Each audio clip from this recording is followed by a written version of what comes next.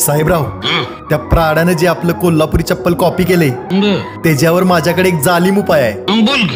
सगळ्यात पहिला आपण त्यांच्यात आणि आपल्यात समेट घडवायची. समेट त्यांच्यात आमच्यात बाप देवी जमायचा. अहो म्हणजे नुसतं नाटक करायचं. राजकारण जाऊ दे, पायतानाचा विषय सोडून द्या असं त्यासनी म्हणायचं. तुला पायतान काढू का? ऐका ऐका ऐका तर.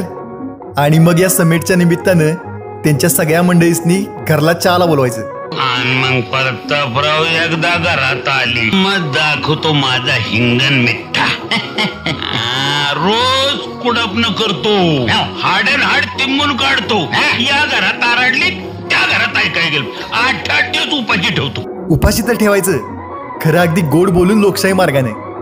म्हणजे त्यांच्या प्राडामधला पी जाऊन अगदी रडायच्या घायला आली पाहिजेत. आणि मग शेवटचं माझं आहेच.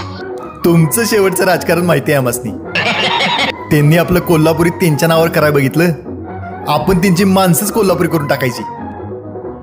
कसं